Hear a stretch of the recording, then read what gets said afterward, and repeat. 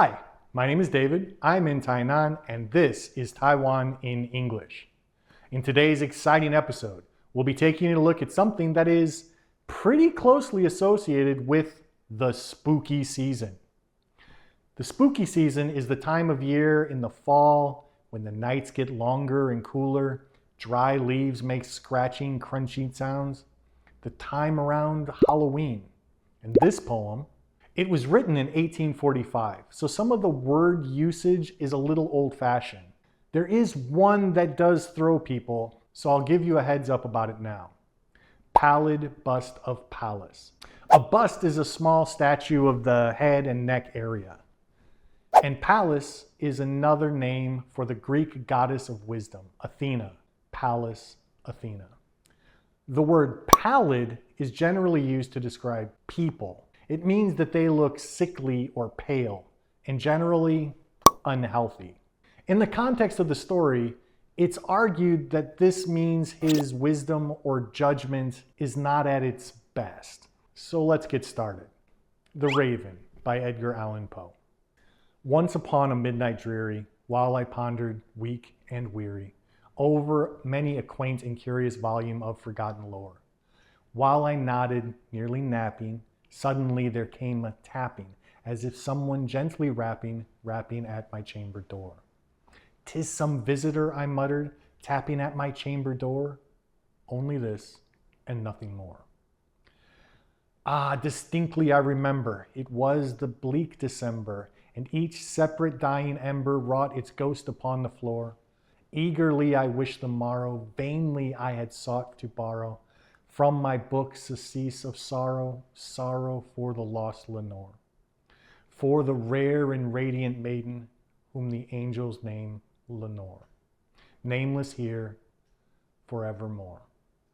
And the silken, sad, uncertain rustling of each purple curtain thrilled me, filled me with fantastic terrors never felt before, so that now, to still the beating of my heart, I stood repeating, "'Tis some visitor entreating entrance at my chamber door.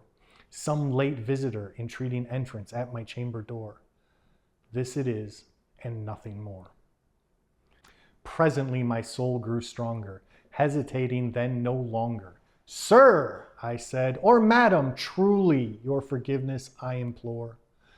But the fact is I was napping, and so gently you came rapping, and so faintly you came tapping at my chamber door, that I scarcely was sure I heard you. Here I opened wide the door, darkness there, and nothing more. Deep in the darkness peering, long I stood there wondering, fearing, doubting, dreaming, dreams no mortal ever dared to dream before. But the silence was unbroken, and the darkness gave no token, and the only word there spoken was the whispered word, Lenore.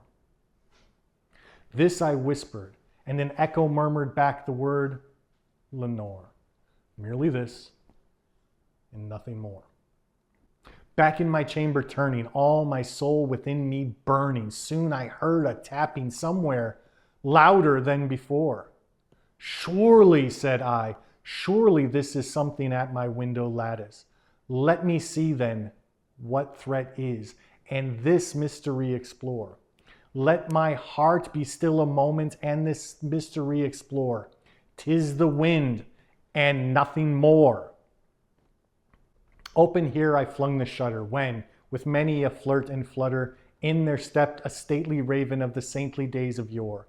Not the least obsessance made he, not an instant stopped or stayed he, but with the mien of lord or lady, perched above my chamber door, perched upon a bust of Pallas just above my chamber door, perched and sat, and nothing more. Then this ebony bird, beguiling my sad fancy into smiling, by the grave and stern decorum of the countenance it wore. "Though thy crest be shorn and shaven, thou," I said, "art sure no craven. Ghastly grim, an ancient raven wandered by the nightly shore. Tell me what thy lordly name is on the night's Plutonian shore." Quoth the raven, "Nevermore." Much as I marveled this ungainly fowl to hear discourse so plainly, though its answer little meaning, little relevancy bore. For we cannot help agreeing that no living human being ever yet was blessed with seeing birds above his chamber door. Bird or beast upon the sculpted bust above his chamber door, with such a name as Nevermore. But the raven, sitting lonely on the placid bust, spoke only that one word, as if his soul in that one word he did pour. Nothing farther than he uttered, not a feather than he fluttered, till I scarcely more than muttered, "Other friends have flown before, on the morrow he will be leaving, as my hopes have flown before." Then the bird said, "Nevermore." Startled by a stillness broken, by reply so aptly spoken, "Doubtless," said I, "what is uttered is its only stock and store, caught from some unhappy master, whom unmerciful disaster followed fast and followed faster, till his song one burden bore, till the dirge of his hope that melancholy burden bore of nevermore." But the raven still beguiled all my sad soul into smiling. Straight I wheeled a cushioned seat in front of bird and bust and door. Then upon the velvet sinking, I betook myself to linking fancy unto fancy, thinking that this ominous bird of yore, with this grim, ungainly, ghastly, gaunt, and ominous bird of yore, meant in croaking nevermore. This I sat engaged in guessing, but no syllable expressing to the fowl whose fiery eyes now burned into my bosom's core. This and more I sat divining, while my head at ease reclining on the cushion's velvet lining that the lamplight glowed o'er. But those velvet violet lining with the lamplight glowing o'er, she shall pass, nevermore. Then methought the air grew denser, perfumed from an unseen censer, swung by angels whose faint footfalls tinkled on the tufted floor. "Wretch," I cried, "thy God hath lent thee, by these angels he hath sent thee, respite, and nepenthe from thy memory of Lenore. Quaff, oh quaff this kind nepenthe, and forget this lost Lenore." Quoth the raven, "Nevermore."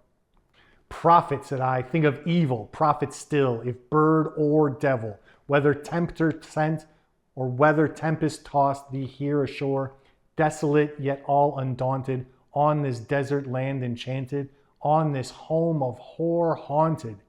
Tell me truly, I implore, is there balm in Gilead?